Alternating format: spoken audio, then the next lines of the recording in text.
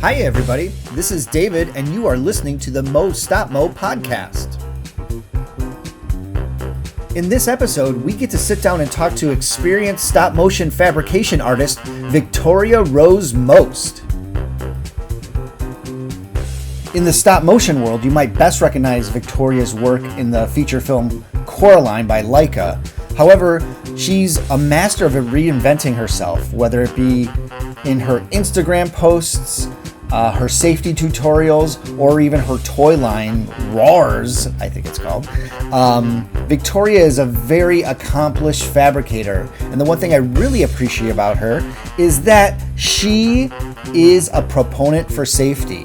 And in an industry that maybe frowns upon us putting our experience of failure out there, Victoria has this wonderful phrase that I'll let you find in the podcast, but it really embraces failure. And not only that, but putting your failure out there for other people to see. Her Instagram is chock full of great advice, whether it is in fabrication or pursuing your art, or even the hazards of being a stop motion artist. So if you're not following her on Instagram and you're a stop motion artist, you need to be doing that right now. And I'd like to take a moment right now just to thank everybody who's been following us on Instagram at MoStopMo, and all of you guys who have given us feedback for our episodes. It's really great, and I get back to everybody as soon as I can. So if you have a request for us to interview someone or someone to feature, keep sending those messages. We do receive them, and we are doing our best to line up those interviews as quickly as possible. We're a small operation, but we love what we're doing. So again, thank you guys. I'd also like to take some time to mention our upcoming online screenings. Now, this episode will be launched the same day as our Halloween screen on Halloween Saturday at 3 p.m. Pacific Standard Time, where we're going to be featuring the stop motion artists of the San Francisco and Oakland Bay area, including Brett Foxwell, Ree Crawford, Victoria Rose, Dark Star Universe, and also our very own stop motion crew at MoStopMo, whose independent shorts have garnered success and acclaim in festivals around the world. The live stream, again, will be happening on Halloween Saturday at 3 p.m. Pacific Standard Time, but it will be archived on our YouTube channel, so check it out. Another exciting announcement is we finally decided to pull the trigger and host our inaugural MoStopMo Stop Motion Shorts Fest. Originally, this was going to be an in-person festival, but in-person isn't a good idea for some time now, and we want to honor these stop motion filmmakers who've put so much time and effort into their film. So we will be screening our stop motion festival on Thanksgiving Saturday. And if you're not an American, Thanksgiving Saturday is November 28th, 2020. We will be featuring the stop motion submissions that came to us for our screening originally slated in April. And our submissions are from around the world. So it will be an online festival. It will feature some stop motion artists.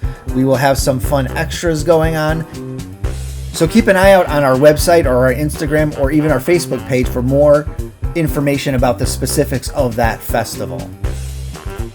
Now, before we jump into our podcast interview with Victoria Rose, I just want to mention that during our interview, we had a little bit of a technical glitch where we had to cut the interview off literally because the Zoom froze. So this is a two-part interview where she picks up where we left off from the first part. So I kept everything in warts and all. You'll kind of see what happens and where it happens, but it really didn't get into the dynamic that we were having. It was a really fun conversational interview, really insightful, kind of talks about what it's like living as a stop motion artist and in the industries that you are affected by.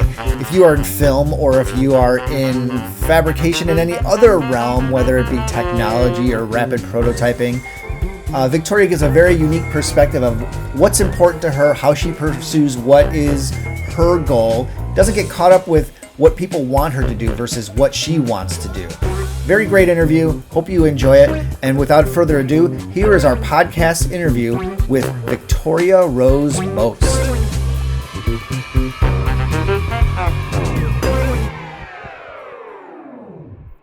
Thank you, Victoria, for joining us for this podcast. I'm here with Victoria Rose Most.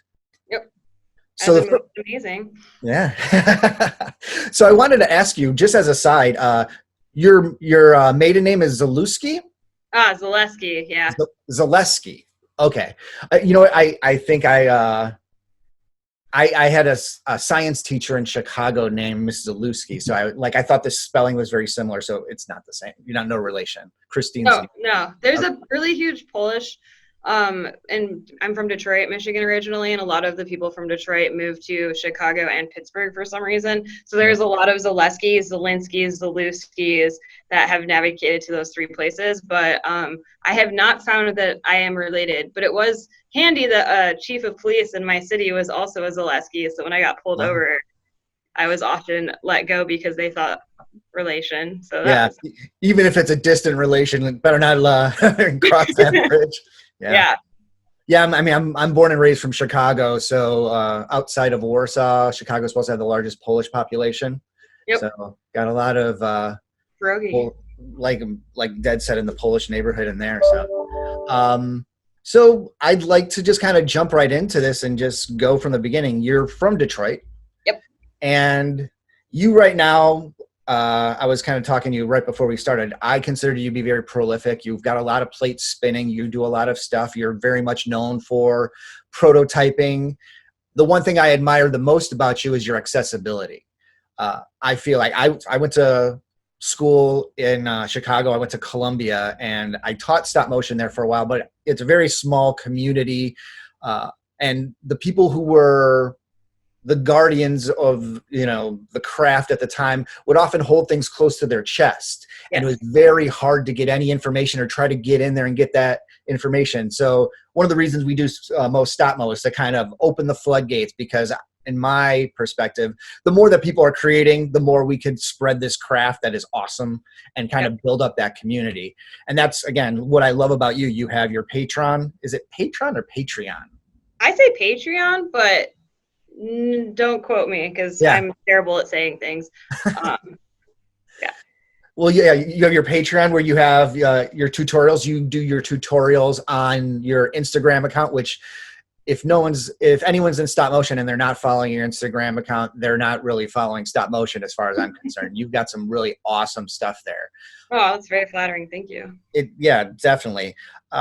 So tell me, where did the seed get planted for you in terms of being an artist, and then how, So first I'll speak to, I had the same experience that you had. I went to the College for Creative Studies in Detroit, Michigan, and I had one professor, Larry Larson, who he was an incredible human. He was from the Harryhausen era, and he really did a lot of, he's the one who taught me armature making, for example, maquette building, and he is a very large reason as to why I was so supported and so successful in stop motion as a craft, especially at my college. They said it was a dying art, and I took most of my classes as independent studies and kind of paved my own way because they were really trying to switch to digital. When I got into the industry, I experienced the same thing. A lot of people who really held tight because you had to. It was fight or flight back in the day, and if you weren't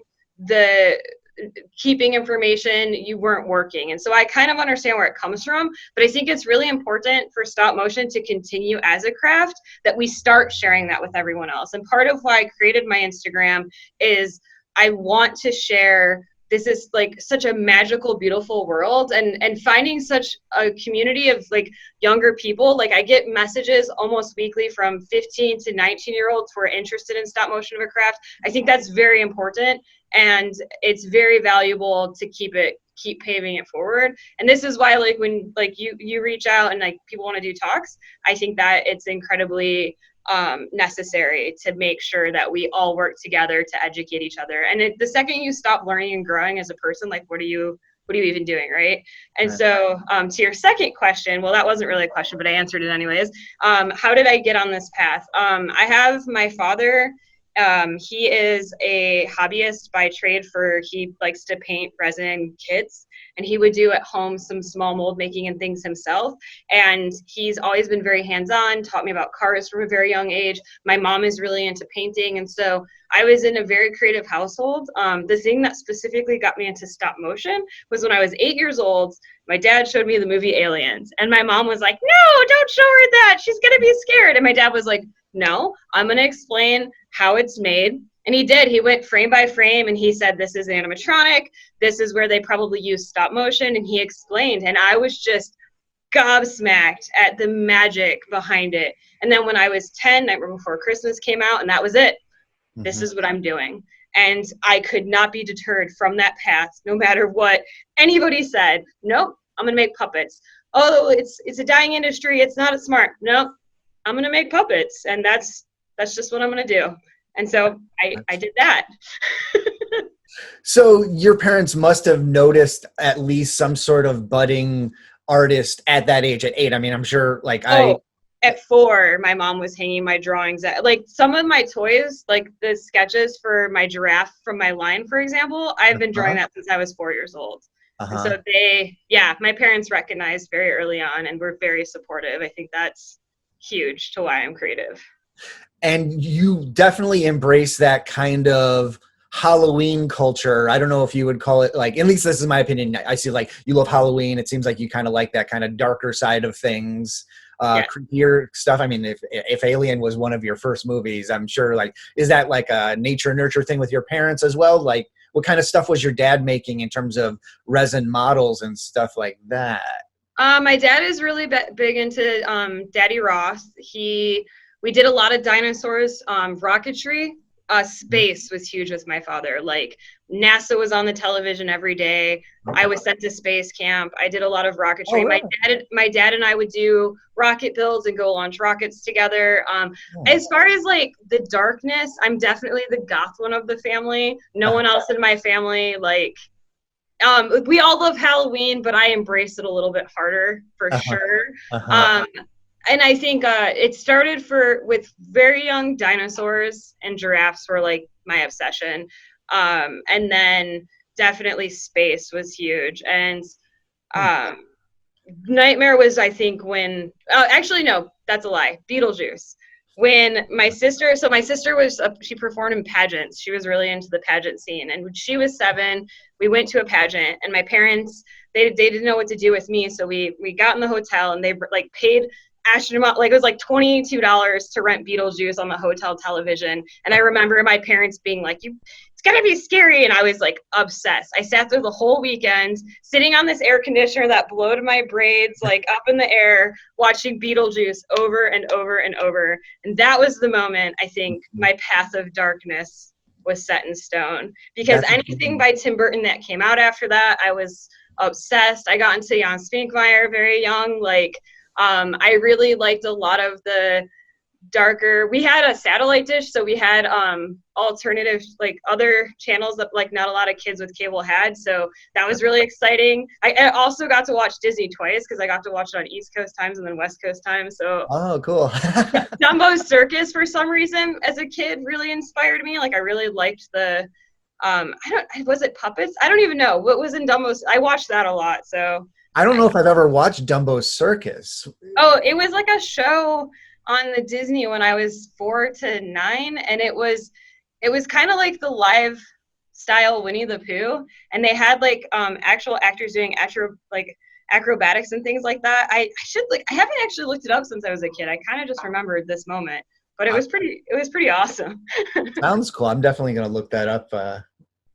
Probably after I get off the interview. That's really cool. I never even knew about that. Wow. So Beetlejuice is kind of it's interesting. You're talking about rockets and creatures. Alien seems like that was right up your alley. So I mean, even Beetlejuice, to the degree, it's just that crossover, and Tim Burton obviously spoke to you a lot. And so the seed was planted. You're 8, and you start thinking this way. You start building puppets, and your dad is there to kind of, you guys are kind of just building as you're going, right? I started with small animal sculptures of, like, decapitated bunny heads and just weird little animal things. And I had this, when I started ceramics at 14, I wanted to fire something, and they were like, you can't fire it until the kiln is full. And I was like, I'm gonna fill. So I did. I filled that kiln with like 100 little animals, and then I gave them out to anyone who knew me. And my pretentious little 14-year-old self was like, one day you're gonna be able to sell this when I'm famous. And now I'm like, I wish they were all burned and never existed. I'm like, oh, like one will reemerge, and I'm like, oh God, why? It's a good bribery pawn. Yeah, I'm like, oh, don't. Yeah, I would say that I started making sculpts and puppets pretty much from that time. I started with the wax on cheeses, like the little Bonnie Bell cheeses with the red wax. That was like my first sculpting medium. So what is that, Bonnie? I'm sorry, I'm not really familiar with this. Okay, so they have like these little round cheeses that are in red wax, and you like peel the paper. Oh yeah, like the Borden cheese that you. Yeah, Yes. yeah. Okay, so you would play with that wax. Got it. Yeah, got it. so that was like my poor parents. There's like hundreds of these like sad melted wax animals all over the house, and like I'd be like, if one like fell over, I was like, no. So that was really my first sculpting medium. And then I got into sewing and soft sculpture because my mom also sews. So I did a lot of like felt animals. And then when I started into puppets, my first puppets in college were all like a small stop motion hybrid of Henson, because I was obviously also very inspired by Henson, like Labyrinth, Dark Crystal, like Legend, not Jim Henson, but Legend and Neverending Story. Those were all very big parts of my childhood. Right. So. Oh, that's cool. So you mentioned your family, your mom sews, your dad was a sculptor, and these are hobbies of theirs, or was this also a part of their careers? So my dad is a computer programmer by trade. Okay. And he just does like models and building for, like, they both are artists for fun. And that's why they were kind of so scared, I think, with me getting into it as a career, because for them, my mom, unfortunately, she had a really shit teacher. Am I allowed to swear? Bad teacher. You're allowed to do whatever you want. All right, sweet. She had a really bad I do these for kids a lot. I'm not supposed to swear.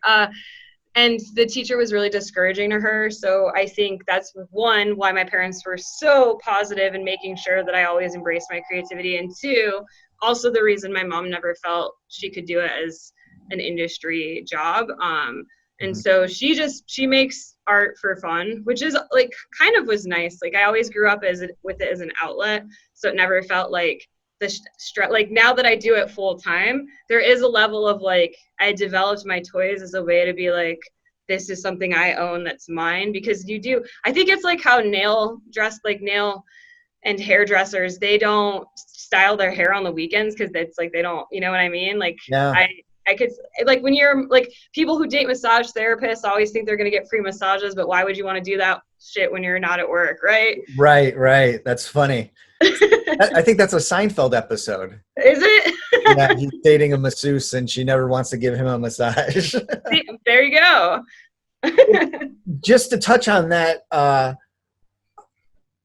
often found that, like, when I first got started in animation, there wasn't a lot of stop motion opportunities when I was in college, and I worked for a place that did 2D animation, which I liked, but I would do it so much for a work, and then I would get so burned out. The ideas that I had and the things I wanted to work on, working in the studio and then taking it home freelance, there wasn't a lot of time to work on my own projects. So not to jump too far forward, but balancing that work that you do for other people versus work that you do for yourself, or even finding the work that you do for other people is satisfying enough for your artistic outlet. How do you find that works in your life? Do you feel like it's hard to balance, or is it per project, per job? So it's hard. Like, I'm not gonna lie. I work a 40 to 60 hour full-time day job, and then any of the stop motion stuff I do right now, that is currently not my full-time job, as I'm doing more like hardware model making. So the stop motion stuff, it really feels like a joy to do now. It's like using a skill that I like when I was working on Coraline at Leica, like I was making so many hands all the time. You kind of feel like you're getting to the factory worker stage of things and not so much the creative. I'm at the point where the stop motion work that I take, especially like I'm working a lot with Merrick Cheney and these people who I just really love. They're incredibly talented humans. It is worth the extra hours doing it on the weekends and outside of my day job because I get such a joy out of using that skill, like using the skill that sometimes I don't get to use. I think the thing that I fail at and struggle with is I wish that I could put more content on my Patreon, or maybe like I'm constantly asked like, why don't you have a YouTube? That in itself is a full-time job, like recording videos, editing videos. I think that I failed early on with like realizing how much work that is. So I think like that is often the thing that like you'll notice on my Instagram, there's like a couple months where I'm just dead to the world. And that's when I'm hitting it really hard with toys and jobs on the side. And the RARS toys was really, that came out of when Cinderbiter closed down. We kind of had a year hiatus. And that was when I was like, I want to make something for me that is mine, that I'm putting my creative design and energy. And there was another artist, Anne, who she kind of felt the same. She converted my like preliminary sculpts and sketches into 3D. Now I sculpt them all with Magic Sculptor, little like on my own, but it was really cool to collaborate with another person who was excited about it when we were in between projects. And when someone asked me like, how do you do it, how do you work so hard, isn't it overwhelming? Absolutely yes, but you just got to do it. Like the second that, like, because a lot of people are like, oh, I could never do that. I thought that too, and then one day I just did it, and then the next day I did it again, and the third day I did it again, and then next thing I know, I'd made 4,000 toys and sold over like 30 different conventions. And Wow. that was definitely a labor of love. Like it's been interesting not having conventions for a year because I haven't had to really, like, the toys is now, I'm not selling them now that I have a full, because there was a while where I was doing the toys and puppets to survive. Now that I'm working full time, they really are for fun. It is definitely more enjoyable. I don't know if like, I do think that the dream is to always be an artist full time. I think that it's nice that I have the day job so I don't have to stress about that. But there's always, I think, a give and a take there. Because some days I'm like, I really wish I could work on my own stuff and I can't because I got to pay the bills with that cheddar. But, but yeah, sorry, long-winded response to your question. No, but I totally relate to what you're saying. You know, I tell stories. I've done stuff on stage, interactive, film, puppetry, animation, and I feel like doing the one thing, even if you do like it for whatever reason, like I love sculpting and doing stop motion, but if you keep on doing that and that's the grind, then it just becomes, you just start categorizing it a little bit differently. It's like having to switch gears and just exercise another muscle, if you will. You know, it can't be leg day for like a month, you know? Yeah. I think it definitely loses its charm and its sparkle when you have to do it as opposed to want to do it. Okay, so I want to come back to your toys and all of that, but I want to rewind a little bit. So you go to college, you have a good teacher, and this is around 2000? So I graduated high school in 2000, and then I went to college from, I did culinary school for 2 years from 2000 to 2002. I am a culinary school dropout, which I think is worth noting because surprisingly, I use my culinary skills of measuring, understanding relations of chemicals, and eyeballing things almost every single day as a mold maker. So I think it's a really good lesson of you never know where the useful things in life are going to come from. And that was one of my biggest failures. And it is one of the most beneficial things to me today. So I like that. I like that it led to something valuable. So 2002 to 2007 is when I went to college for creative studies. Okay. And I went through their animation program, and then I got hired at my senior year of college. So I did my classes remote while I worked on Coraline. So that's why there's like a weird year overlap. Oh. Wow, that, I mean, you must have really shown a lot of promise just in your college. And if it was a limited program, well, I mean, how limited of a program was it? You said you had a great teacher, but like, So when I started the program, it was a traditional animation track for 2D. We had two teachers, Larry Larson and then another teacher, Brad Patillo, who he teaches at Edinburgh now, and he teaches stop motion. And they did stop motion as electives. It wasn't actually part of any track you could do at my college.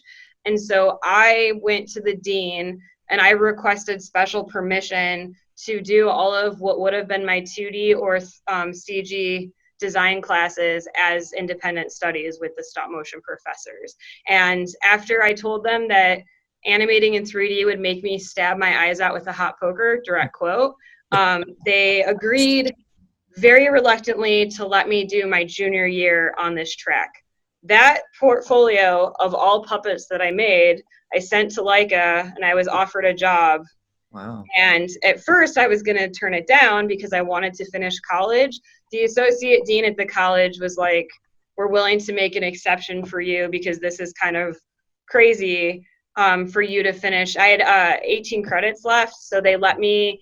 I still had to make like my senior thesis project. I still had to make senior puppets, the whole thing. Mm-hmm. So what was cool is like a lot of the artists at Coraline who had worked at McKinnon and Saunders on Corpse Bride, they helped me do my senior project. So then I flew home and I presented work from Corpse Bride. Like, so I'm working on this film that I can't show you because it's an NDA, but this is similar. So it was really great. They gave me a lot of images from the archives of Corpse Bride to kind of sell, like, this is what seaming silicone is, this is what the process looks like. And then in tandem, I made, my film was about lobsters that fall in love, and then one is sold from the grocery store. And then it's like, so Octopodia came out after my senior thesis, and I was like, that was my senior thesis story, but with lobsters.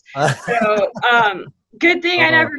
So I did like I finished the puppets, I finished the sets, I did some preliminary animation, and then I used the last half of, I left to go work on Coraline. So, but then I did like my like electives, like I think I had to take like intro to film because I had forgotten to take it my freshman year, and humanities class, like really dumb, like, so I'd be working full time and then at night like watching movies, like I hate everything, I don't want to talk about cinematography, I hate Freud.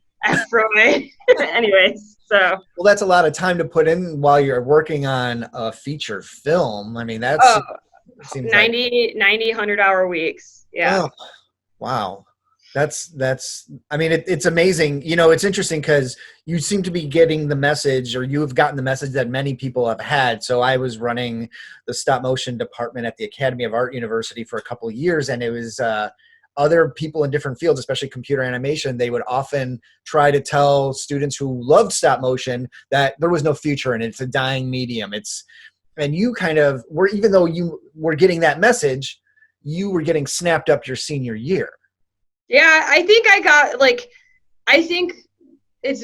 passion is a very powerful thing. I had a teacher, Gary Schwartz, said one of the like meanest and favorite things about me. You know what, Victoria? You're not the most talented student I've had, but you want it more than everybody else, so you're going places. And I think like there was another artist in my class, Shondalia White, and you just knew from her perseverance and personality, she was going to work in Hollywood someday. And she got like hired at Nickelodeon like immediately. Mm-hmm. And I think that when you truly want to do something, nothing can like I was going to I had like a 7-year plan. My 2-year plan was like maybe intern at like a shitty stop motion studio. Not that they're shitty, but like, you know, like a commercial studio that like I would have to like wear the hat for a while, and then maybe I'd get hired if I was lucky enough at Leica someday, and then maybe even after that I'd get hired at Pixar, and like right out of college. Then what do I do? Like, fuck, what do I do now? Yeah. And so I think I don't think I'm I'm not the most talented for sure, but I think that passion is a very powerful thing, and if you want something and you put that into the world, it's gonna happen. Yeah. So you had mentioned, and I didn't know if this was you had a reaction to like cinematography and stuff like that versus you're a maker. So do you feel like you would rather just definitely be hands-on making, or do Yes. you ever like you don't ever get into the animation or any of No. that? You don't like any of that? It's not that I I mean, just not that you don't like it. That just doesn't feed I'm you. not good at it. Yeah. Like I did have to do all my own animation through college, and like exposure sheets, fucking pulling teeth for me. Like I hated it, hated it, hated it. Yeah. So I am very much, I want to make really cool shit and give it to someone else to make it look awesome. That's the place. And I think knowing that was a huge contributor to my success. How did you learn that? I don't know. Because you get a lot of people when they apply for jobs, they're not sure, like, they're jack of all trades, but master, like, of none. I was literally like, I will make puppets. I will make puppets. And my college was like, you should try sound designer. Nope, I will make puppets. Like, Yeah. I don't know. I think I got it in my head and I would do nothing else. And there was no bigger joy for me than sitting on the couch, putting on like a series of like bad TV. Like I'm like watching Are You Afraid of the Dark? Like felt in some shit. Like I was like, this is for me. Like I just knew. I don't know. Well, I mean, I think that's a great thing to realize early on. And a lot of people, like I'm probably one of these jack of all trades when it comes to my craft, just because the thing that drives me most is story and storytelling, and that's across all mediums. And I am hands-on Awesome. and I do stuff like that. Animation for me is like, sometimes I like it, sometimes I don't. But like, so when you had to do animation for your school, were you just like, just be done with this, or would you work on a team and try to hand it off? Or how did you navigate? Like you said, you always kind of knew you were a maker, but when you did have these assignments where it was like, I tried. Yeah. I tried really hard. My animation professor, I remember the first ball bounce I did. Well, it's not bad, but it's not good either. I mean, I tried. I have 3 films that I've completely animated myself that I show no one ever because I'm embarrassed. The puppets are beautiful, and so no, I mean, when I had assignments, I did a whole course of sound design for 2 semesters. Hated it, but I did it. And I think it was necessary to do all of those things to know, because I think it's important. Like my college had the motto of the first 2 years, you do all types of art. You do like 2D design, watercolor, acrylic. You do like a fine arts training and anatomy, which I think is very important no matter what animator you are, what field you're in. Anatomy is like required. Figure drawing, same thing. I think by like my junior and senior year, they let you really focus on what it is you want to do as your career. And I think like I tried everything. I just always came back to, I want to make sculptures, puppets, things that move, but someone else moves them. So no, in college, some people did pair off in teams of 4 and make entire films themselves. Because I was so strongly in stop motion and a lot of the other kids were doing either 2D or 3D animation as far as CG, I was really kind of lone wolf in it. And I tried, and I think it was good because like I think as animators should have to make a puppet once in their lives, because then they would be a lot nicer to them. They wouldn't like use pliers on their necks and understand what it takes to make it. I think having a respect and understanding how hard animation is it's good to have that like mutual respect in fields. So I am glad that I did a lot of things that I wasn't keen on, but I understand that they're like, I wouldn't be able to make puppets if someone else couldn't create a really amazing story and edit sound. And I think story is actually, above all else, the most important thing and often the thing people fail at. So it's really cool that that's the thing you're passionate about, because I think that would translate across every medium. So it's kind of okay that you're jack of all trades because you know the thing that drives you. Yeah, you know, it's a different trajectory, definitely. But you kind of bring up an interesting point. When you are creating these beautiful creatures for these films, you were fortunate enough to work on one of the more successful Leica films in terms of story. With Neil Gaiman, had that whole story, and he's known for his beautiful storytelling. Got to actually go to a couple of readings of his. Is just not only is it, he's such a nice guy. Yeah, he's like, his personality of him telling his story is also like, how do you capture that? Oh, I have the best story about this. Oh, yeah? So My friend was an editor, and they often, Neil would come in to events and things. And when people would win awards like Pulitzers and stuff, they would always have champagne and like open it up. And Neil, he came in and they were like, "Oh, congrats, Neil, on like another award." I think it was in Newberry maybe. And he was like, "Shh, let's not worry about that." Like he got them all to be like a first grade or a kindergarten class. He's like, "Everybody sit around on the floor." And he brought out his like current book and he like read it to everybody.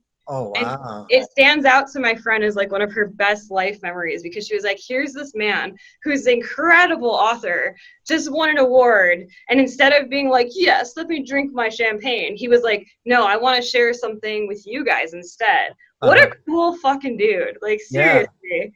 Yeah, that's really cool.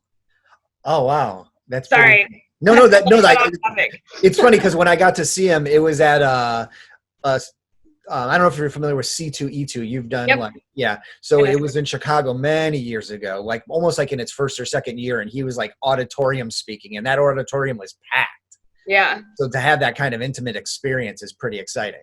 Yeah, I've met him 3 times, and all 3 times, he just, the first time was he came through Leica and he was signing for crew members, and we were kind of told ahead of time, like, don't ask, like when like Terry Hatcher and Dakota Fanning and stuff come through, you're kind of like told, like, don't fangirl, don't ask for Don't look autographs. them in the eyes. Yeah, don't be fucking weird. And Yeah. so Neil had come around with his daughter Maddie, and they had done like, they'd asked a lot of questions before the signing. Like, and so he came around and she was asking me a lot of questions about steaming puppets and Coraline. And when it came time to go into line for the signing, his assistant was sat next to him at a table, and she was kind of like, they would put a post-it with your name, hand it to Neil, and you were told right before you entered this room, you're only allowed to have one. And I had 2. I had a book of Coraline I wanted signed, and I had a poster for my parents. And as we're like getting close, I'm like kind of trying to hide the poster behind my back, like, shit, I fucked that up. And Neil's like, come here. He's like, what's that? And I was like, oh, I'm so sorry, I didn't know about the like one rule. And he's like, who's it for? And he's like, whisper it to my assistant. So I said, it's for my parents, James and Carla, and my mom's name is Carla with a K.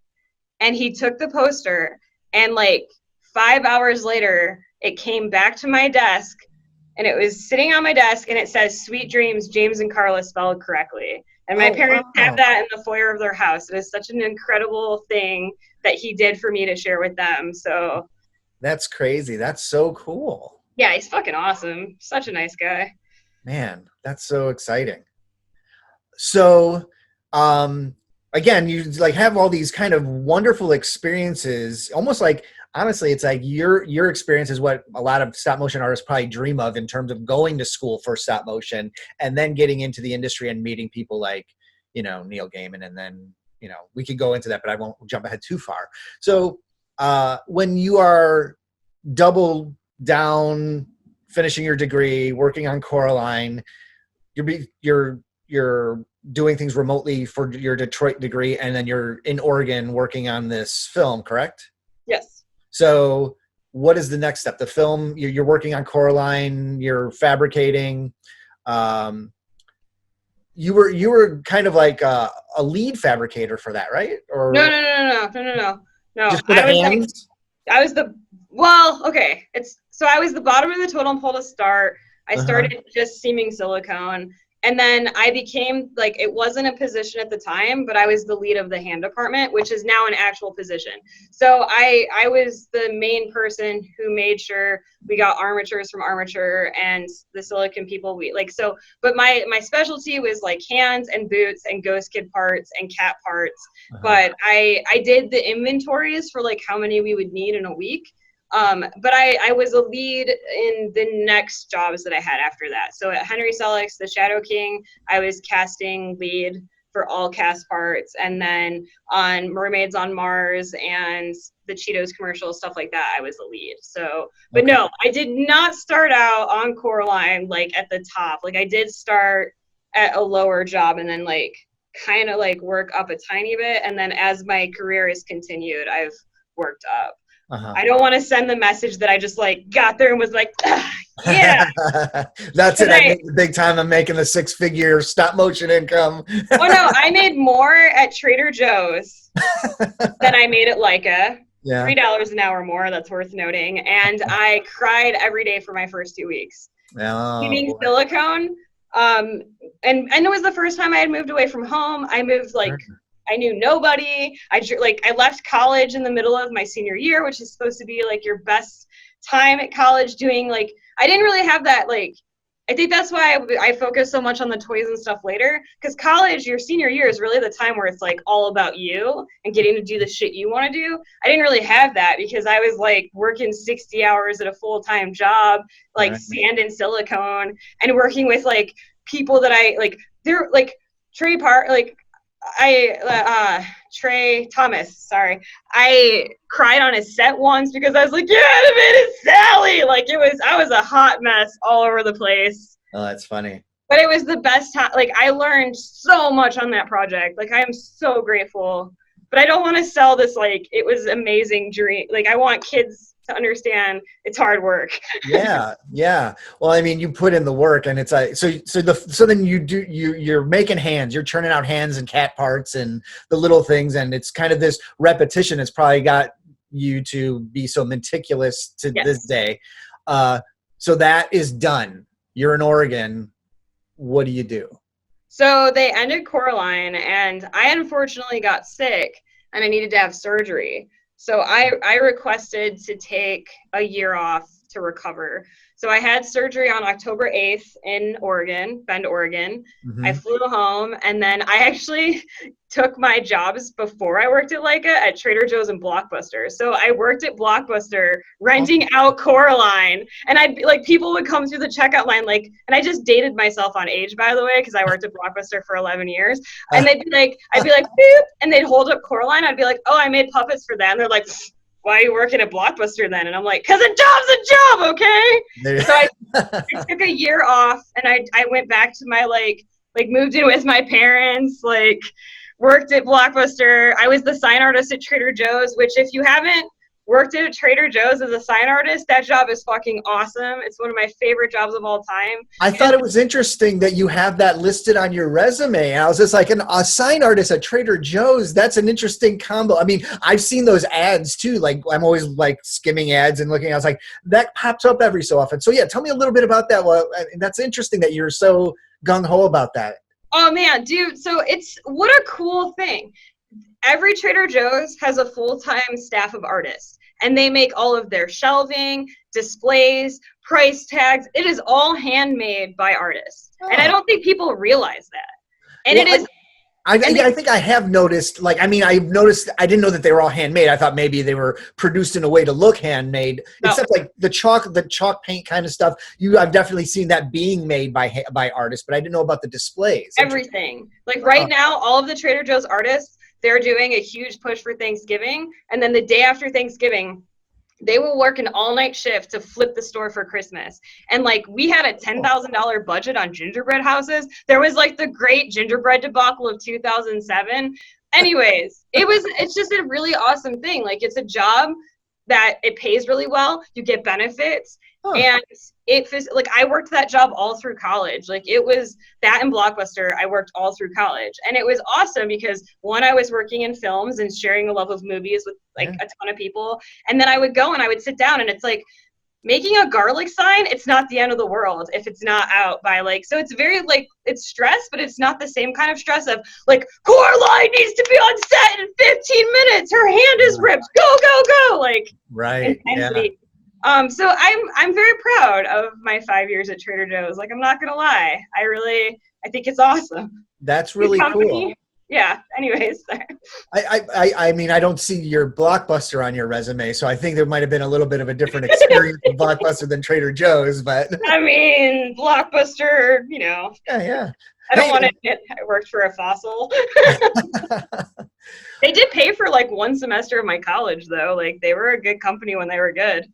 Yeah, I mean, that was the only game in town forever. I remember when Netflix first started, someone told me, and it was just like, you could order these DVDs, you get 3 at a time. I was like, what? Now that's like, I don't know. We'll see how long it's the only game in town now. But yeah, you're at the ground floor of Blockbuster. That's pretty crazy. Let's see. Uh-oh. Did we freeze? Are you still there? Uh-oh. Hey. I'm so sorry. Did you see, did you get my email? Yeah, it was weird because you just like froze for a while. Like it was like 5 minutes of just your face, like, and then you're gone. And I was like, did I offend him? What do I do? I hope that's in the recording where I'm just like. It was pretty funny. Right. I was like, Oh, I'm so sorry about that. Yeah, my housemate, she's trying to get out of town and she just watered the plants really haphazardly, which she watered the outlet for the router. uh-oh. So I was just like, all of a sudden you were telling the story about like Blockbuster, and then it was just like, I was just like, wait a minute. And I just spent so much time getting the internet fixed here because I'm getting ready to do some streaming events for Mo Stop Mo. So I was just like, this can't be happening. You're like, wrong. Oh my gosh. I was like trying to keep it together. Well, anyway, thank you for still like being here, because I was just like, I think we're having a good conversation. I want to continue it. So are you good to continue? I have like 10 minutes. I have a 5 o'clock. I could probably be like 10 minutes late for, but I have to jump off at 5:10. Do you want to set up another time to talk, or do you feel like you'd like to just finish this up? We could set up, if you wanted to do, I'm available Monday, like 5 o'clock my time. All right, so we're back after my technical problem, so I appreciate you making a little more time for us, Victoria. We were talking about your past jobs, and that's all great. I wanted to dive into a little bit about your work on films and your interactions and your experiences, and not just as a fabricator, but I'd love to hear your perspective, especially as a woman in animation. Interested in hearing what your experiences are as, like, obviously in a film, but just like uniquely to women. It's been my experience lately that I find a lot more women gravitating towards stop motion than I've known in the past. I don't know. Do you share that perspective? Interestingly enough, at Leica, it was about 50-50 mix. Like my team was two men and 3 women. So there was, when I was in casting, there was me, Megumi, Feon, 3 women, and then Mark and Shay. So it was a pretty, I would say for Leica especially, it was surprisingly 50-50 even mix. Some departments were more like rigging, for example, for some reason was just a lot more men and then a couple women, but it was always a mix. And I think that spoke to our department head, Georgina Haynes, was a really strong woman who advocated to hire other women. So I think that really, especially in puppet fabrication, but I think that stop motion is great in that way, that it definitely I think everyone in general is like in love with the magic of stop motion, and it yields a lot more women in what would be typically male fields, for like example, armature and machining. Currently I work in tech, and it is the exact opposite experience. I am the only lady on my team, and it is really hard for us to find engineers who do what I do. So I think film was great as far as the really fostering the even mix of the sexes. And I don't know how much you could talk about what you do in tech, but it's very much not a hands-on process. It's more of a digital process for you. Oh no, I'm a design model maker, so I do the same job I did in stop motion. I just do it for making hardware. So okay. I'm a prototype hardware, so I make the first versions of devices that my company launches. So I make molds, I cast silicone every single day. And I think that's an interesting thing that a lot of people don't realize is a lot of these bigger tech companies, like Google has a fully loaded model shop. Apple has a fully loaded model shop, Facebook, where I work.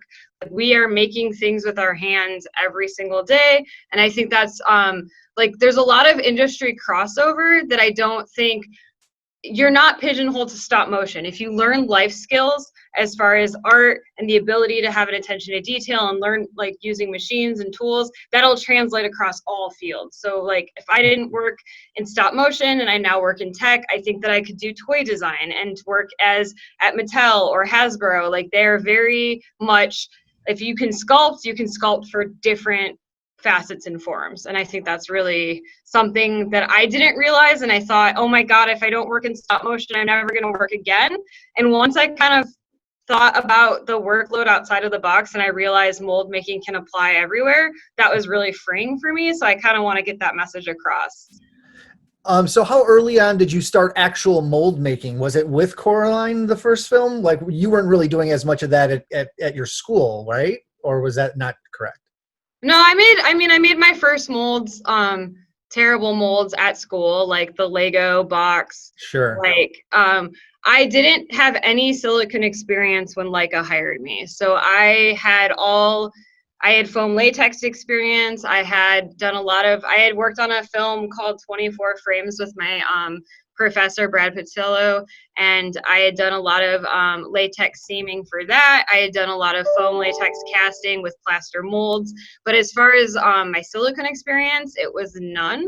But they saw that I had an attention for detail and the ability to translate those skills, and they often start people in the silicone department because no one wants to stay in silicone for 5 hours to 8 hours a day, let's be real. But if you can master that skill, you will have work in stop motion forever, because that is the thing that singularly carries me. Like I can stay in silicone all day long. But I didn't have hands-on like silicone mold making. When I started at Leica, I was seaming silicone, and then eventually I learned casting, wiring hands, and some rudimentary mold making. Where I really learned to be a mold maker was at Leica House when I was working on Planters and Harold and Kumar. Katie Mello took me under her wing, and she kind of taught me, this is how you make plaster molds for foam. This is how you make silicone molds for resin. This is how you, and then I kind of developed the process of silicone and silicone when I got hired at Cinderbiter. That was kind of me experimenting, and that's the process I use now and kind of what I love. And then designing my toys, I had to learn how to do resin and molds, and that all came, I think I became a stronger mold maker from my toy line, and I did that while I was in between films. And so no one really taught me the mold making I do today, but I think that the skill set I learned from everywhere else emboldened me to be able to do that.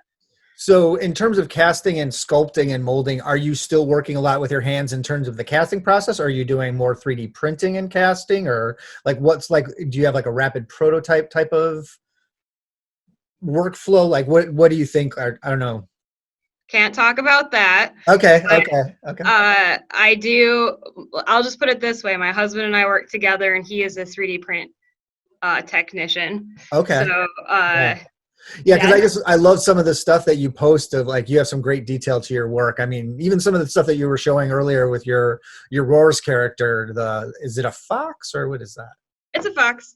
Yeah. And yes, so this is a 3D printed master to start that is sanded, and then we make a silicone mold. As my day job and my hobbies, I do all hands-on. I know no CAD. I do nothing digital. I have never learned digital. And I know enough to, like, if I had to launch a 3D printer, I could do that. But as far as, like, can I sculpt some shit in Magix? Absolutely not. So maybe advise partnering up with somebody who knows that kind of thing. My husband is all digital and can do that side. So yes, we work together in tandem at all of our jobs. This is our third job together. Oh. So that's something random about me. We've worked together since Cinderbiter, so this is literally our third company together. But if I didn't have him, yes, I would have been forced to probably endure and learn on my own. But since I haven't had to, I just don't. Well, it's nice because you seem like a very much hands-on person. It's good to have that frame of reference, and everyone brings such a unique skill set to a process like stop motion artistry, or even like the branching out of that. Kind of going back to your husband, I love this idea of how you guys got married.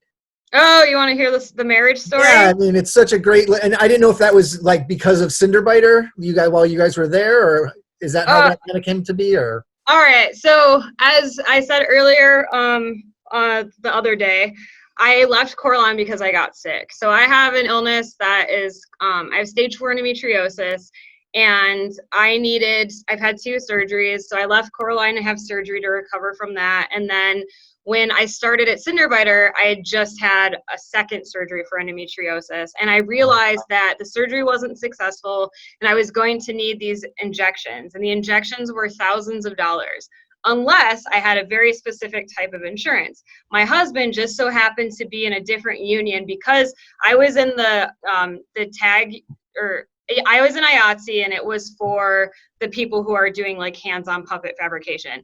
But the CG people, like my husband, they were in tag, and tag, their insurance would cover my treatment. So Joan, who was our HR person at Cinderbiter, I was in her office crying, and she kind of was like, well, if you marry Kyle, like you'd Problem be solved. yeah, problem solved. But you'd have to do it in it's September 19th, which was my birthday, and you'd have to do it by September 30th. And so I immediately picked up the phone and I called Kyle and I said, hey, so do you want to get married? And no hesitation, he's like, yeah. And I was like, do you want to get married like now?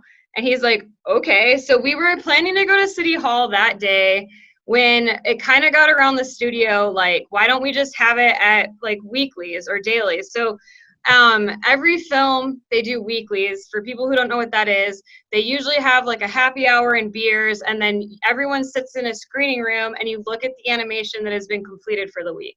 It's a really great way to foster like team building and feel proud of what you've done. So by the time like we were done with Coraline, I had seen the opening first scene that was animated, which was when they opened the newspaper, the Coraline doll. That was the first scene animated on Coraline. I had probably seen that shot 1,000 times because it's like you're seeing weeklies added on, but it's really cool. And so Cinderbiter, they were kind of like, well, why don't you get married here during Friday party?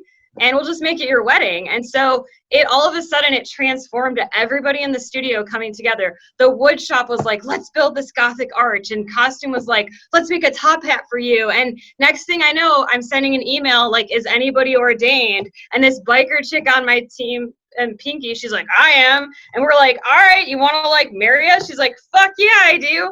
And so next thing I know, I'm sending an email like, hey, everybody show up for our wedding at Weeklies on Friday. And I'm about to walk over to, like, we did our day of work, then we went to separate stages and got ready, and I'm about to walk out for my wedding, and Henry Selick's assistant comes running over and he's like, Victoria, can you hold on for 20 minutes?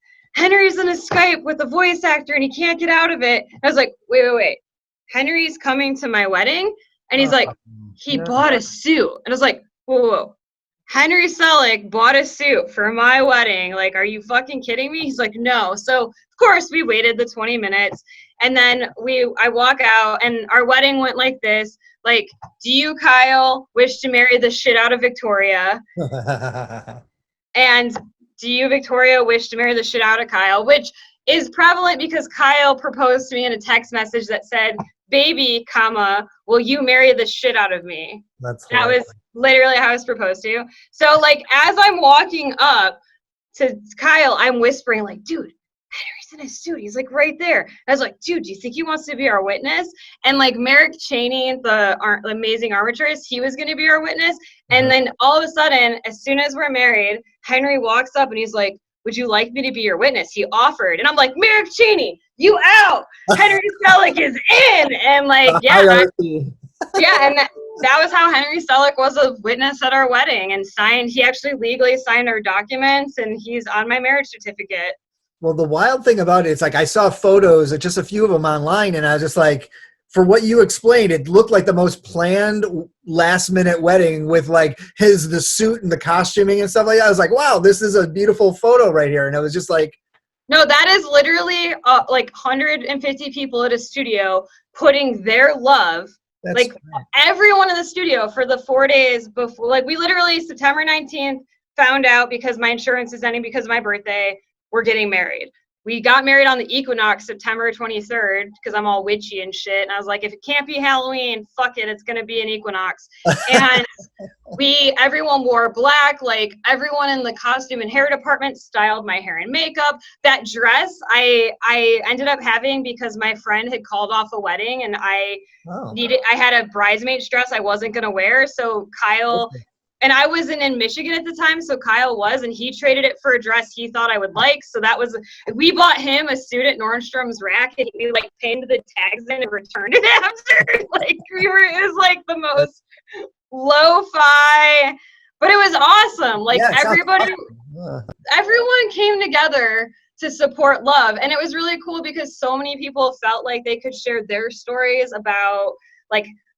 It really brought everyone in the studio together for such a positive thing. And like the flowers behind my friend Suzanne Moulton, who is the head of the wig department on Coraline, she surprised us with that. Like, and the fog machine was a surprise. Like we didn't like plan, but they paid for the champagne and the food. Like they asked us like, what are your favorite foods? And I was like, quiche, and his is nachos. So we had quiche and nachos at my wedding. Henry Sell like literally was like, congratulations on your wedding, and like served me a piece of quiche at my wedding. It was amazing. So it was sad too because we didn't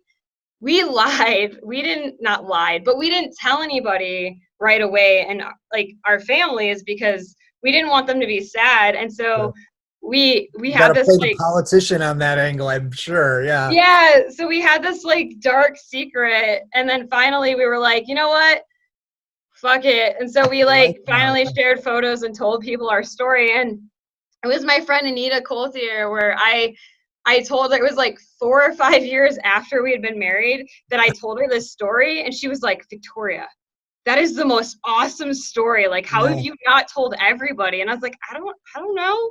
So you know what? It's funny. You've got that like the Midwest thing of like, I got to do the right thing. You got to have like the parents and do the thing because it's more for the family than for ourselves. But it's like this wedding is so uniquely you and your husband. It sounds just like this speaks you probably more than any wedding you could have planned. Oh, for sure. Like there was really only 3 things I wanted at my wedding, which was Kyle, a top hat. I don't know why. One of us had to have a top hat. He didn't want it to be him, so I fucking wore a top hat, and orchids. Because I was like, I always envisioned purple goth orchids. And yeah, the studio, they really nailed it for us. Like I am forever grateful to this day for everyone coming together for us. And they didn't really know Kyle. Like I had worked there since March. He had worked there for a week. Oh, that's a good way to introduce him to the gang, huh? Yeah, so it was like, so he moved to San Francisco. We had lived apart for a year, moved to San Francisco, started working together, moved into a 200 square foot apartment and got married. And we've been doing that for almost 10 years and we haven't killed each other yet. So, wow. So you're still like based in San Francisco? Yeah, we're in Oakland, but, okay. All right. And the Bay Area. The Bay Area. And we still we work together all day, every day.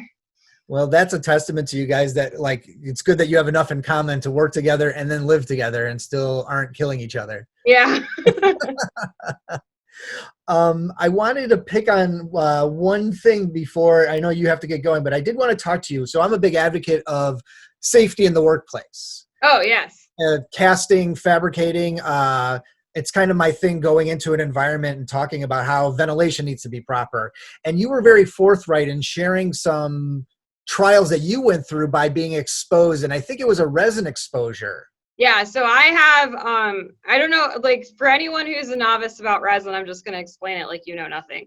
Resin, everybody has a tolerance until they don't. It's called hitting the wall. So you like all allergies to a degree, like like you can develop an almond allergy if you eat the fuck out of almonds, and resin is the same. So some people can go 20 years casting resin and have no issues, and there can be a person who does it once and they're allergic forever. Once you hit that wall, it is miserable. Like you cannot breathe resin, smell resin, be near resin. I can walk into a place that sells resin, and if they ran it, I will break out in instant hives. And what that is your immune system, you can no longer filter resin through your kidneys or your liver, so it comes through your skin in the form of a really grotesque rash.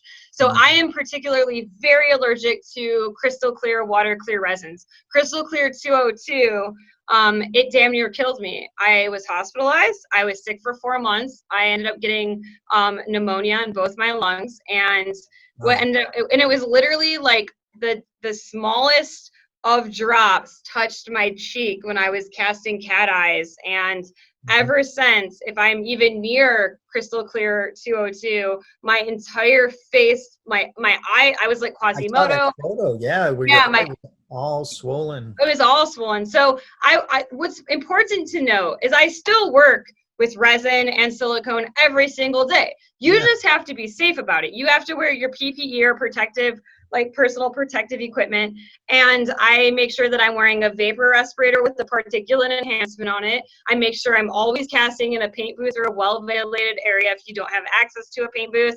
And you have to wear gloves. And this is for any chemical. If you're using Magic Sculpt, epoxy, CA, any type of super glue, these are all things that are super toxic when they are having their thermic reaction, and that is not advertised. I have had so many friends who get flu-like symptoms from super glue, but don't understand that they're having a chemical reaction. I have so many friends that are like, Magic Sculpt claims to be safe. It is dangerous 2 times. It is dangerous when you're mixing it in its raw form before it has its thermic reaction. And then it's dangerous again when you're sanding it with a Dremel because of particulates and it's like silicosis of the lungs. So like you need to be wearing safety goggles, a respirator, and gloves. If you are going to work with these chemicals, please go look at my fucked up face and learn from me. Do not be me. Be safe in the workplace.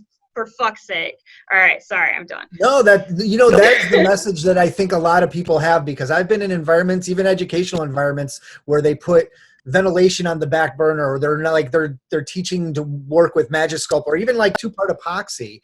And I used Cabasil in college in foam latex, and nobody I was breathing in ground up glass and had no idea it was toxic. Yeah, it's I think that's one thing that like people are just like, well, I'm not going to be able to get the same sculpt if I'm wearing gloves. You know, it's like I need to work with my hands. The whole idea of it being tactile. And it's like, well, that's where I think you have to default to working with things that aren't toxic, like make your animation with oil-based clay versus, you know, using Magic Sculpt or whatever, you know, like instead of casting it. And I do find that it's inspiring that even though you are literally allergic to a resin, you're still able to produce, and it's still a part of your life, and you're still known for doing great work with it. So even if you do have hit that tolerance, you still have like an avenue to go. It's just all about PPE, which we've like, who even knew what PPE was before COVID really broke out, you know? Yeah. And now everyone's like PPE. When it was funny when COVID, not funny, but when COVID hit, I had like Tyvek suits. I had 6 different kinds of respirators. Like I was ready. And I think what's really like awesome is there's artists like Suzanne Moulton who are advocating strongly for finding alternative materials that are completely safe. And a lot of us artists band together to really get this message across. I mean, there was a sculptor I forget his name right now, but he's huge in the Hollywood scene. He's been a professional like model maker and sculptor for 35 years. He has cancer from CAs. From like the I can't say it, but super glue. And he wrote an article, and it was in Variety and a couple other big magazines. I remember this article. Yeah, really advocating for, and I was like, this is awesome. And I can't tell you, I had a really interesting mixed response when I posted the pictures of me having a reaction. I lost about 1,500 followers, which I was surprised about. And I had a bunch of old school members of the industry reach out to me and say, you are going to lose work for advertising that you are sick, number 1, which I think is ridiculous.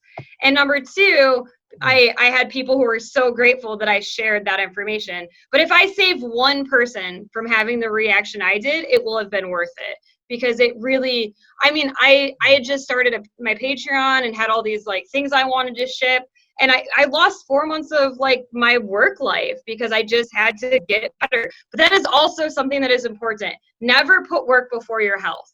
You are only one you. And I did that. And I was forced to take the time. So just always like I have so many friends who have endometriosis in this industry, and all of the chemicals say may cause reproductive effects in women. It is not worth it. Just wear your PPE and fight for you at all costs. You know, I think that's probably a really scary bit of advice for somebody getting started, especially if they're being asked to do something that they're like, oh, I don't know if this is safe for me. But yeah, I totally agree. It's, you know, if we don't push back on these studios to have, like, I'm a squeaky wheel and they hate it. But you know what? At the end of the day, like, even if it's not for me, if we don't fight the fight together and pave the way for the next generation to be safe, it will never be safe. And there's so many people who have the same story as me, who got sick because they didn't know that they were running cold foam in a booth that wasn't a 300 VC, like, you know what I mean? Like, that's just, and I'm in California where that's more, the OSHA standards are a lot higher than, say, Oregon and Seattle, which is a pain in the ass in some instances because I can't use the good lacquers. But at the end of the day, like, it's kind of like you can't use lead anymore. Yeah. You know? Oh yeah, you can't use, like it. But if we don't fight this fight together, we all like, there's so many model makers who are in their 60s and 70s who have cancer right now. Like, let's not be them. Like, let's fight against. Yeah. I'm so glad that you're saying that. I do think there needs to be more industry advocates of that and get it out there, because a lot of people don't know what they don't know. And especially like in certain environments, if they're just like, let's just make a thing, and they're just following a YouTube or whatever, they're not learning about the safety. I have a friend who has a latex allergy, and when we were in Guadalajara, we went into a mold studio, and right as she went in, she's like, I can't. Yep. Yeah. And that's like me and resin. Yep. Yeah. Okay. Well, I want to thank you, and I have just a couple more quick questions. So if you like, I often ask people at the end of their interview, what is one of your most favorite stop motion films? What is your most favorite obscure stop motion film? Okay. And then I have a special question. The third question is, what advice do you give to emerging stop motion artists? But then the last question is, what are you going to be for Halloween? All right. So number one, it's got to be Nightmare Before Christmas, just because it was such a huge inspiration to me. Yep. For so much of my life. I do actually like Coraline a lot as a movie. I didn't for a long time. It was really hard to watch and not see the flaws that I felt I put forward in that movie. Like Babinski turns and there's a seam and I'm like, oh, and you know, but I see it now, and it's I'm like really fucking like, I'm proud to have been a part of that forever, obviously. Most obscure, ooh, that's a hard one. You know, it's funny. I was just watching one that maybe might have aired when you were young called Hard Rock, Coco and Joe. Yeah. That Christmas one. But I mean, that's more of like, it's such a Midwest type of stop motion film. I feel like Mad Monster Party is probably that's just because I love the style. I love Rankin and Bass. I felt like the characters were really fucking cool.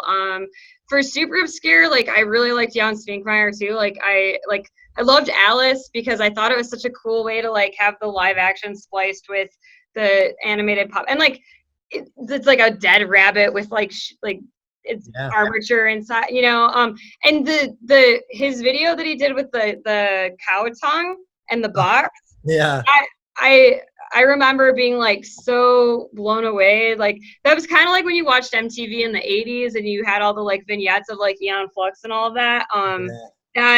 But yeah, I think definitely television, Mad Monster Party, Nightmare Before Christmas. Like I'm gonna be super cliche about it. Like let's go. Hey, Goth girl up. Yeah, no, that's great. I mean, those are great. Mad Monster Party, especially, such beautiful work in that, you know. And seems like a very like underrated, not popularized film. I am surprised, like when I ask people if they've seen it. What is it? The Monster Squad is like my husband's everything. That's another good one, yeah. And I was so surprised to find out there's like a huge like next generational cult following for that, of people who are like go Nads, and I was like, what? Like this is a thing? But I love that. I love that like everyone who's I'm assuming you're my age, like late 30s, early 40s, is like having this like we're bringing back this shit we love because we have money to throw at it, and that's awesome. And you know, it's Well, it's almost like in line with a lot of other stop motion films. Like Nightmare wasn't a big box office success, but now No, it is oh, it's so massive. it's ubiquitous. It's ubiquitous with stop motion. It's just like that is the first mindset you go to in terms of a big film. I mean, Yep. I watched that movie on VHS till I ruined the tape, and my parents had to buy another one, and it was $120 because we had to pay the like Blockbuster reshelving fee. Um, we used to have it uh, on laser disc. yes, Yeah. I didn't have, so unfortunately I got it on Laserdisc eventually, but we had Aliens on Laserdisc, and that was like my other favorite movie, and it Yeah. was 6 Laserdiscs, so you had to flip it like, Yeah, I remember having to take it out the big tray and you had yeah, to like kids, you don't even know the pain. You just yes. hit a button and it streams. You don't have to rewind. You don't have to flip. So what was the advice that I would give to an aspiring stop motion student today? Especially like, you heard, the industry, it's dying. I mean, it seems like the MO of every institution, I mean, just to contextualize it, maybe that's not where you're going, but the idea of everyone saying there's no money in it, there's no future in it, blah, blah, blah, blah, blah, blah.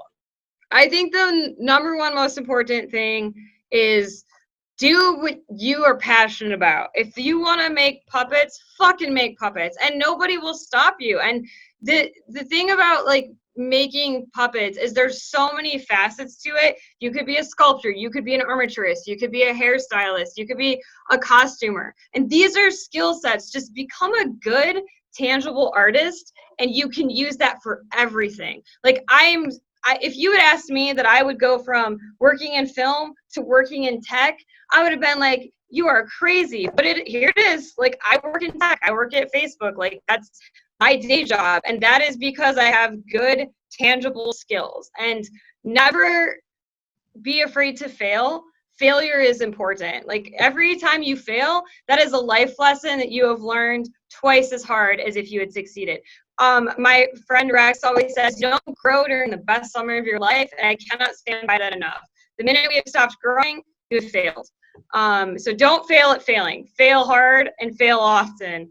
And I think, if somebody wants to tell you you can't be something or can't do something, fuck them. And the one thing my dad really instilled in me is it didn't matter that I was a woman.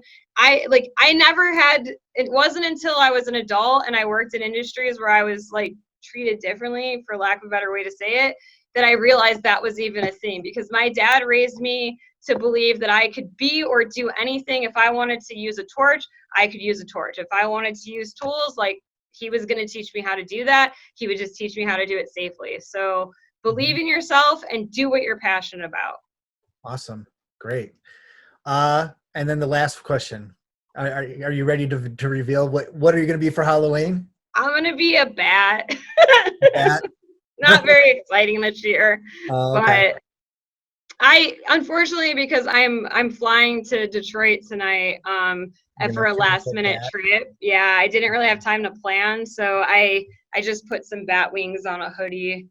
The theme is, my family has a theme. It's butterflies, and my sister's gonna be a butterfly catcher because I have nieces that are 3, and so we like to have a family theme now, I guess. But I decided I was either gonna be like a iron-winged bat that's a badass, or iron-winged butterfly that's a badass, or a bat because it's a flying. An iron butterfly? Yeah. So, Nice. What are you gonna be for Halloween? I decided I am going to be Mr. Ravioli from Max and Mary. Oh, that's awesome. Yeah, it's just like I was always trying to figure out what to be as a bearded character, and he's such a blip in that film. Yeah. As the imaginary guy, but it's like perfect. I just need like a hat with the flower and the big beard, and I have a book that says "I'm okay, you're okay." Nice. Yeah. I almost said Max and Mary is my favorite obscure stop motion too, but that I just watched that again recently. It's like such a beautiful film. So yes. Well, thank you. Sorry that I have to dash off. No, I'm glad we had the part 2. Seriously, take care of yourself. Best wishes on your travels, and please keep in touch. We want to find out more about what you're doing. I recommend to everyone to follow your Instagram and talk about your Patreon or Patreon, I think it's called. So yeah, I'm just thrilled that you were here. So thanks for making the time. Yeah, no problem. And shameless plug at Victoria Rose Puppets if you don't know who I am, or at Rars Toys, RAWRZ Toys, Mm-hmm. and all that. And we'll have links in the bio of everything on when we have this podcast of how they could find you. So if you didn't get it right then and didn't get off the screen, they'll be able to click in the bio. So thanks again, Victoria. Yeah, and thank you for like keeping stop motion alive as well. Like I really appreciate that everyone's fighting the good fight. Yeah. Yeah, we're doing our best keeping the fledgling industry alive, you know? Well, I mean, it's not dead yet, guys. Well, they've been saying it's dead since it started. So that's like, I mean, Yeah, I don't know. It's around. It'll stay around. I think it's like when they thought photography was going to kill fine arts and it didn't. It just changed it. Yep. Yeah. Just got to learn a new tool set. Like you said, you know, just keep on trying. Don't fail at failing, you know? Don't fail at failing. All right. All right. Bye. Bye, Victoria. Thank you so much. Yep.